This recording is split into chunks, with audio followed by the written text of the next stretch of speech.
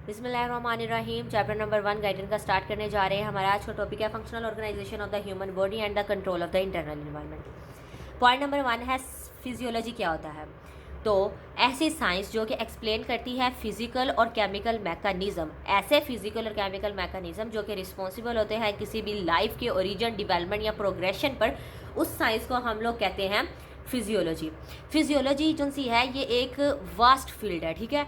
ये हमारे पास human physiology होती है, बैक्टीरियल फिजियोलॉजी होती है, cellular physiology, plant physiology, invertebrate physiology, human physiology, etcetera etcetera. Okay, सबसे पहले तो हम यहाँ पे गाइडन में एक्सप्लेन करते हैं ह्यूमन फिजियोलॉजी। ह्यूमन फिजियोलॉजी क्या होती है, ठीक है।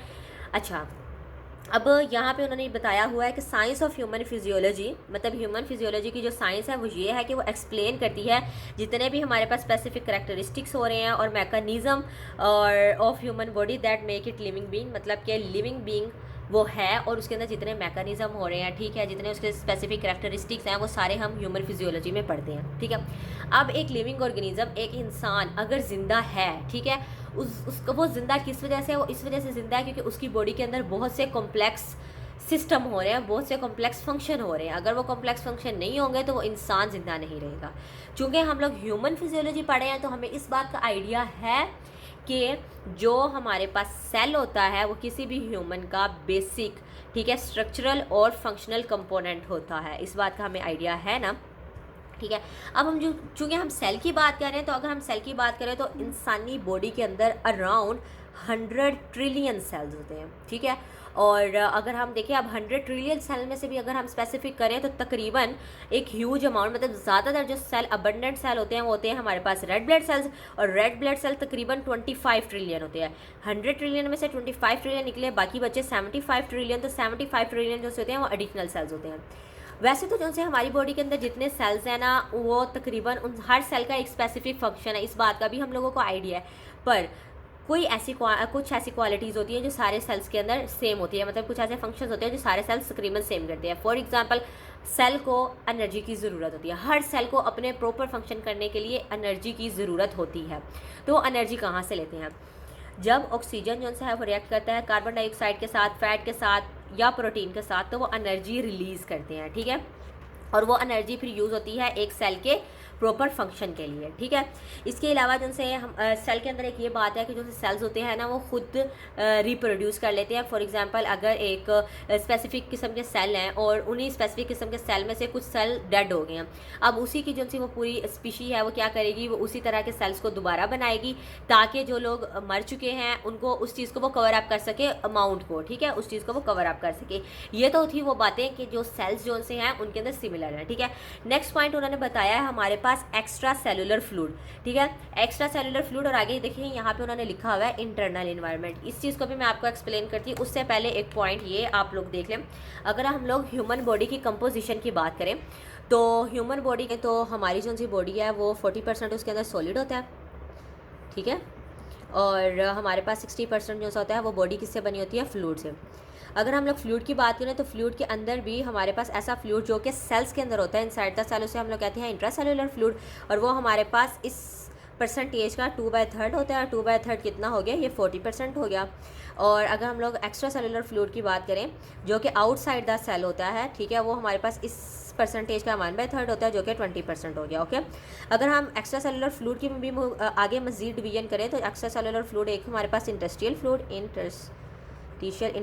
फ्लूइड जो होता है वो हमारे पास, और दूसरा हमारे पास होता है ब्लड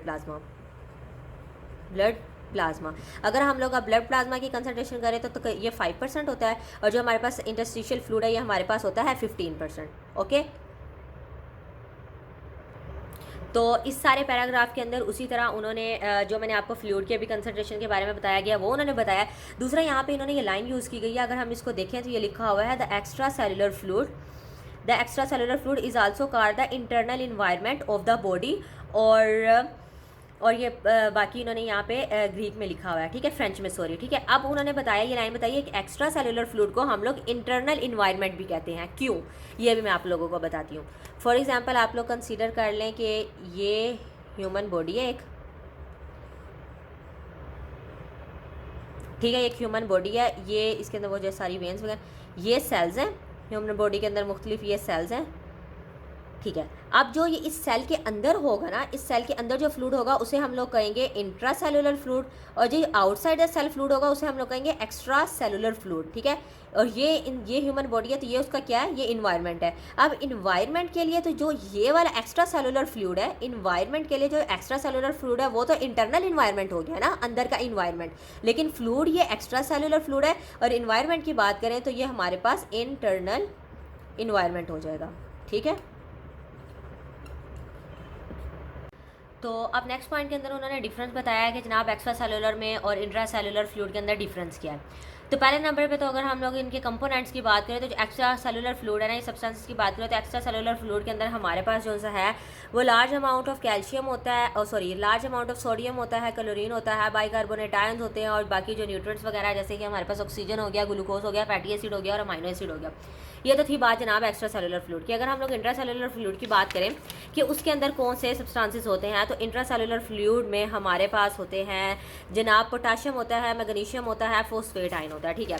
अब नेक्स्ट पॉइंट अगर हम लोग एक्स्ट्रा सेलुलर फ्लूइड के लिहाज से करें तो वो कह रहे हैं कि जो एक्स्ट्रा सेलुलर फ्लूइड होता है ना भाई, वो क्या काम करता है, वो ये करता है कि वो कार्बन डाइऑक्साइड की एक्सक्रीशन में हेल्प आउट करता है, इस तरह से कि मतलब हमें पता है कि एक्स्ट्रा सेलुलर फ्लूइड के अंदर जो कार्बन डाइऑक्साइड उसके साथ चले जाता है, हमारे लंग्स से पा जाता है और लंग्स से हमारे आउटसाइड द बॉडी, इस तरह वो कार्बन डाइऑक्साइड की एक्सक्रीशन में एक इंपॉर्टेंट रोल प्ले करता है। उसके अलावा ये हमारे जो एक्स्ट्रा सेलुलर फ्लूइड के अंदर हमारे पास जो वेस्ट प्रोडक्ट होते हैं वो आ जाते हैं, और ये वेस्ट प्रोडक्ट को लेके चला जाता है किडनी भाई साहब के पास, और किडनी से उसकी एक्सक्रीशन हो जाती है। ये तो काम था एक्स्ट्रा सेलुलर फ्लूइड का। अगर हम लोग अब देखें कि इंट्रा सेलुलर फ्लूइड का क्या काम है, तो इंट्रा सेलुलर फ्लूइड का काम बस यही है कि जो इंट्रा सेलुलर मतलब सेल की मेम्ब्रेन होती है वो हमारे पास आयन की ट्रांसपोर्ट में हेल्प आउट करती है, ठीक है।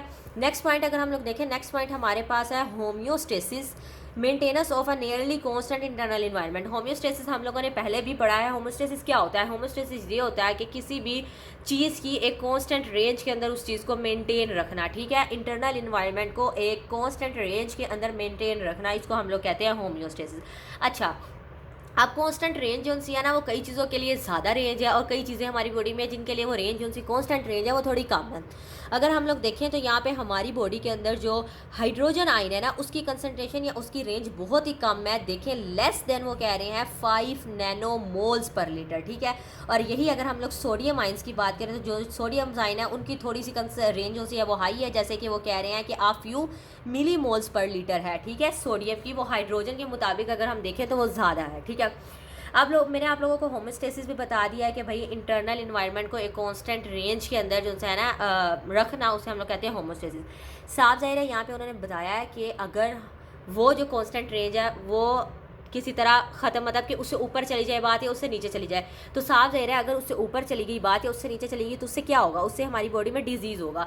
तो वो कह रहे हैं ऑफर हम डिजीज़ को कंसीडर ये करते हैं कि एक मतलब जो होमोस्टेसिस की रेंज होती है उससे बात ऊपर या नीचे चलेगी। फॉर एग्जाम्पल अगर हम एग्जाम्पल लें तो एग्जाम्पल यहाँ पे हम लोग लें इंजाइम्स की, ठीक है।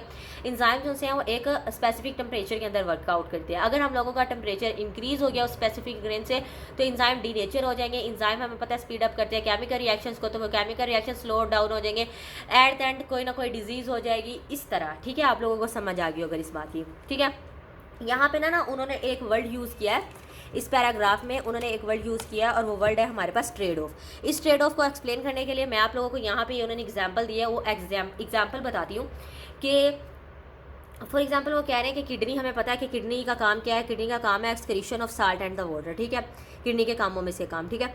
अगर वो कह रहे हैं कि किडनी के अंदर कोई ऐसी इबनॉर्मलिटी हो जाती है कि जो किडनी साहब है वो हमारे पास एक्सक्रीट नहीं कर पाते प्रॉपर साल्ट और वाटर को, ठीक है। अब जब साल्ट और वाटर को ही एक्सक्रीट नहीं करेगा प्रॉपर तो इससे क्या होगा, हमारा ब्लड प्रेशर जो सा है ना वो हाई हो जाएगा, ठीक है। अब जब ब्लड प्रेशर हाई होगा तो ब्लड प्रेशर के हाई होने से क्या होगा, जो किडनी है वो साल्ट और वाटर को प्रॉपर फिर एक्सक्रीट करना स्टार्ट कर देगा, ठीक है। अगर तो ये इस तरह एक दफ़ा हो कि भाई किडनी ने प्रॉपर काम नहीं किया, साल्ट और वाटर को एक्सक्रीट नहीं किया है, तो किडनी के प्रॉपर फंक्शन ना करने की वजह से जो ब्लड प्रेशर है ना वो हाई हो जाता है, और ब्लड प्रेशर हाई होने की वजह से जो किडनी है ना वो अपना प्रॉपर फंक्शन करना स्टार्ट कर देती है, ठीक है। अगर एक दफ़ा तो इस तरह होता है कि जो किडनी जो है उसने प्रॉपर फंक्शन नहीं किया तो जो ब्लड प्रेशर है वो हमारे पास हाई हो गया, तो किडनी ने प्रॉपर फंक्शन किया तो वो तो काम है भाई ठीक। लेकिन अगर किडनी ने भाई ये काम पकड़ लिया नहीं कि जब तक ब्लड प्रेशर हाई नहीं होगा मैं अपना प्रॉपर फंक्शन नहीं करूँगी, तो इससे हमारी बॉडी के बाकी ऑर्गन्स को नुकसान बहुत होता है। जैसे हमें पता है हाई ब्लड प्रेशर हमारे हार्ट फेलियर की वजह बनता है, हमारे ब्रेन का इफेक्ट करता है, हमारे किडनीज़ को इफेक्ट करता है। तो यहाँ पे ये ट्रेड, इस चीज़ को हम लोग ट्रेड ऑफ कहते हैं। अब ट्रेड ऑफ को आपको मैं दोबारा आसान लफ्ज़ों में ये समझाती हूँ कि अगर हम लोग ये देखें, impairment in the status of one aspect of the human being is associated with the loss of different aspects। मतलब कि एक चीज़ तो ठीक हो गई है लेकिन उसके ठीक होने की वजह से बाकी कुछ चीज़ों को इफ़ेक्ट हो सकता है। जैसे कि किडनी तो सही हो गई है, ठीक है, किडनी ने तो अपना काम ठीक कर लिया है, लेकिन किडनी का काम किस तरह ठीक हुआ है? ब्लड प्रेशर के बढ़ने से, और ब्लड प्रेशर के बढ़ने से क्या हुआ है? बाकी ऑर्गन्स पे डैमेज हो रहा है, हार्ट फेलियर के चांसेस हैं, ब्रेन डैमेज हो सकता है, किडनी फेलियर हो सकता है, इस तरह के बाकी चीज़ें। तो इस टर्म को हम लोग यूज़ करते हैं, इस चीज़ को हम लोग कहते हैं ट्रेड ऑफ, ठीक है। Next point, extra cellular fluid. Extra cellular fluid की अगर हम लोग बात करें तो जो एक्स्ट्रा सेलुलर फ्लूइड है वो हमारी बॉडी में 2 वेज में ट्रांसपोर्ट होता है। नंबर 1 पे अगर हम लोग बात करें तो ये देखिए, ये हमारी एक बॉडी है और ये हमारा ब्लड वेसल है। मतलब कि इस ब्लड वेसल के अंदर हमारा एक्स्ट्रा सेलुलर फ्लूइड ट्रांसपोर्ट होता है। दूसरी अगर हम लोग बात करें तो दूसरा ये देखें, ये देखिए, दूसरी अगर हम लोग बात करें तो ये देखिए, ये हमारे पास है कैपिलरी और ये हमारे पास है टिश्यू सेल्स और ये हमारे पास है इंटरसेलुलर स्पेसिस। तो ये कैपिलरी और इन इंटरसेलुलर स्पेसिस के दरमियान में भी फ्लूइड की हमारे पास ट्रांसपोर्ट होती है। ये 2 वेज हैं जो हमारे पास एक्स्ट्रा सेलुलर फ्लूइड जो है और एक्स्ट्रा सेलुलर फ्लूइड, और ये इन 2 वेज के साथ वो हमारी बॉडी के अंदर ट्रांसपोर्ट करता है। इसी वजह से, यही वो रीज़न है जिस वजह से एक्स्ट्रा सेलुलर फ्लूइड जो है हमारी बॉडी के तकरीबन सारे पार्ट्स में ट्रैवल करता है। अच्छा, यहाँ पे उन्होंने इस पैराग्राफ में एक और पॉइंट डिस्कस किया, ये डिस्कस किया कि जो हमारा ब्लड है ना, वो हमारे बॉडी के अंदर एक राउंड जो सा है ना, 1 मिनट के अंदर ये सारा जो साइकिल उन्होंने दिखाया है, ये सारा साइकिल 1 मिनट के अंदर ट्रैवल करता है। अगर तो एक ह्यूमन बॉडी जो सी है वो रेस्ट कंडीशन में है, लेकिन अगर ह्यूमन बॉडी जो सी है वो एक्सट्रीमली एक्टिव है तो यही ब्लड जो सा 1 मिनट में 1 सर्कल पूरा करता था हमारी बॉडी का, वो 1 मिनट में 6 सर्कल तक कर सकता है हमारी बॉडी के। ओके, नेक्स्ट हमारे पास जो पॉइंट आ रहा है, नेक्स्ट हमारे पास पॉइंट है origin of the nutrients in the extra cellular fluid. इसका पॉइंट नंबर 1 जो सा है वो हमारे पास है रिस्पायरेटरी सिस्टम। अगर हम लोग रिस्पायरेटरी सिस्टम की बात करें तो रिस्पायरेटरी सिस्टम किस तरह इन्वॉल्व है? वो इस तरह इन्वॉल्व है कि जो हमारे लंग्स के पास ऑक्सीजन होता है, हमारा जो एक्स्ट्रा सेलुलर फ्लूइड है हमारे ब्लड के अंदर, वो वहाँ से ऑक्सीजन लेता है और ऑक्सीजन लेके हमारे उन सेल्स को दे देता है जिन सेल को ज़रूरत होती है ऑक्सीजन की, और सेल से हमारे वो कार्बन डाइऑक्साइड ले लेता है जो हमारे सेल्स को ज़रूरत नहीं होती, और वो लंग्स को जाकर दे देता है और लंग्स आउटसाइड द बॉडी उसे भेज देती हैं by the process of the respiration, ठीक है। नेक्स्ट हमारे पास वो पॉइंट है, वो हमारे पास है GIT, gastro intestinal tract. Gastro intestinal tract किस तरह, हमारा जो सा ब्लड है ना, हमारा जो हार्ट है ना, जब वो ब्लड पंप करता है तो हमारी जो GIT की वॉल्स है ना, उस तक भी वो ब्लड जाता है, ठीक है। और जो हम लोग खुराक खाते हैं वो हमारी GIT में जब जाती है तो जो न्यूट्रिएंट्स हमारी खुराक के अंदर होते हैं वो उस ब्लड के अंदर शामिल हो जाते हैं, ठीक है। आज उस ब्लड के अंदर वो न्यूट्रिएंट्स शामिल हो जाएंगे। इस तरह जो हमारा GIT है वो हमारा न्यूट्रिएंट्स एक्स्ट्रा सेलुलर फ्लूइड के अंदर लेके जाने में इंपॉर्टेंट रोल प्ले करता है। उसके अलावा नेक्स्ट हमारे पास है किडनी और अदर ऑर्गन्स की बात करें। अच्छा, अब जो न्यूट्रिएंट्स हमारा आया था हमारे एक्स्ट्रा सेलुलर फ्लूइड में, अब ये नहीं है कि वो जिन जगहों पे वो न्यूट्रिएंट्स चाहिए होगा सारी जगह उसी फॉर्म में न्यूट्रिएंट्स को लेंगी, नहीं। न्यूट्रिएंट्स कहीं ऐसा होता है कि कई दफ़ा हम लोगों को न्यूट्रिएंट्स की केमिकल कंपोजिशन को चेंज करना पड़ता है और कुछ जो मुख्तलिफ चीज़ें हैं वो उनको दूसरी फॉर्म में यूज़ करती हैं। तो जो हमारा लीवर होता है ना, वो मेनली क्या करता है, वो उन न्यूट्रिएंट्स की केमिकल कंपोजिशन को स्टोर कर देता है। उसके अलावा जो हमारे पास यहाँ पे फैट सेल्स होते हैं, गैस्ट्रो इंटेस्टाइनल म्यूकोसा होता है, किडनी होता है, एंडोक्राइन ग्लैंड होते हैं, ये सब क्या करते हैं, ये करते हैं कि वो जो न्यूट्रिएंट्स होते हैं, लाजमी तो नहीं अब जो जितने न्यूट्रिएंट्स आए हैं हमारी बॉडी को उसी टाइम ज़रूरत है और हमारी बॉडी सारी खा पी गई, नहीं, ऐसा बिल्कुल नहीं होता। जो न्यूट्रिएंट्स हमारी बॉडी को उस टाइम नहीं ज़रूरत वो स्टोर हो जाते हैं, और जब बाद में उनकी ज़रूरत आती है तो वो न्यूट्रिएंट्स यूज़ हो जाते हैं। और वो चीज़ें वो न्यूट्रिएंट्स कौन स्टोर करता है? फैट सेल स्टोर करते हैं, GIT म्यूकोसा स्टोर करता है, किडनी स्टोर करता है और एंडोक्राइन ग्लैंड स्टोर करता है। नेक्स्ट जो हमारे पास पॉइंट है, नेक्स्ट पॉइंट हमारे पास है मस्कुलोस्केलेटल सिस्टम। मस्कुलोस्केलेटल सिस्टम में वो कह रहे हैं कि यहाँ पे ये पॉइंट राइज होता है कि मस्कुलोस्केलेटल सिस्टम को होमोस्टेसिस में कैसे रोल है, ठीक है।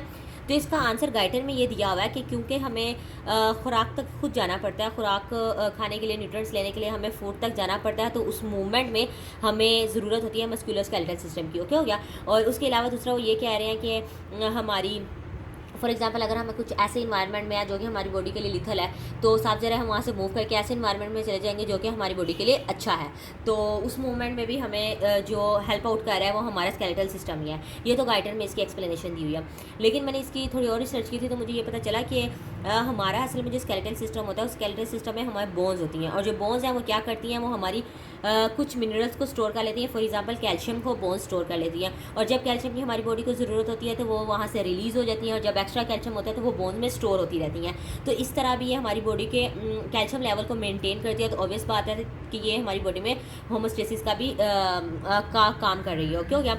नेक्स्ट पॉइंट जो हमारे पास है वो हमारे पास है removal of the metabolic and products. इसमें पॉइंट नंबर 1 हमारे पास है वो है removal of the carbon dioxide by the lungs.